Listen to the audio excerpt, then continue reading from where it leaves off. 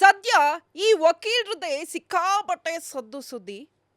ಈ ಲಾಯರು ಸಖತ್ ಧೈರ್ಯದಿಂದ ಎಲ್ಲಿ ಲಂಚ ತಗೊಳ್ತಾರೋ, ಎಲ್ಲಿ ಭ್ರಷ್ಟಾಚಾರ ಆಗುತ್ತೋ ಅಲ್ಲಿ ಖಂಡಿಸಿ ಅದರ ವಿರುದ್ಧ ಹೋರಾಡೋಕೆ ರೆಡಿಯಾಗಿರ್ತಾರೆ, ಹೋರಾಟವನ್ನ ಮಾಡ್ತಾರೆ. ಸೊ ಈಗಲೂ ಸಹ ಪೊಲೀಸ್ ಸ್ಟೇಷನ್ ಒಳಗೆ ನುಗ್ಗಿ ನೀವು ಲಂಚ ತಗೊಂಡಿದ್ದೀರಾ ಅಂತ ಎಎಸ್ಐ ಹಾಗೆ ಇನ್ಸ್ಪೆಕ್ಟರ್ ವಿರುದ್ಧವಾಗಿ ಮಾತಾಡ್ತಾರೆ. ಅಂದರೆ ಪೊಲೀಸವರು ಲಂಚ ತಗೊಂಡಿದ್ದಾರೆ ಅಂತ ಅದನ್ನು ಖಂಡಿಸಿ ಮಾತಾಡ್ತಾರೆ.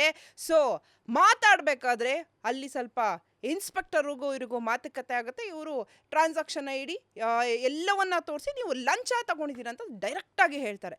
ಆದರೆ ಅಲ್ಲಿರುವಂತಹ ಪೊಲೀಸರು ಏನು ಮಾಡ್ತಾರೆ ಹೇಳಿ, ಈ ವಕೀಲ್ ಸಾಬ್ ಮೇಲೆ FIR ಅನ್ನು ಹಾಕ್ತಾರೆ.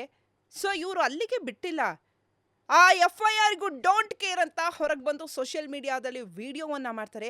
ಸದ್ಯ ಆ ವಿಡಿಯೋ ರಾಜ್ಯದಲ್ಲಿ ಸಿಕ್ಕಾಪಟ್ಟೆ ಸೆನ್ಸೇಷನ್ ಕ್ರಿಯೇಟ್ ಮಾಡುತ್ತೆ, ಹವಾ ಕ್ರಿಯೇಟ್ ಮಾಡುತ್ತೆ. ಅಂತಹ ಹವಾ ಕ್ರಿಯೇಟ್ ಮಾಡಿರುವಂತಹ ಲಾಯರು ನಿಖಿಲ್ ಅವರು. ಸೊ ಈಗ ವಕೀಲ್ ಸಾಬ್ ನಿಖಿಲ್ ಅವರು ನನ್ನ ಜೊತೆ ನನ್ನ ಕಾರ್ಯಕ್ರಮದಲ್ಲಿ ಜಾಯ್ನ್ ಆಗಿದ್ದಾರೆ.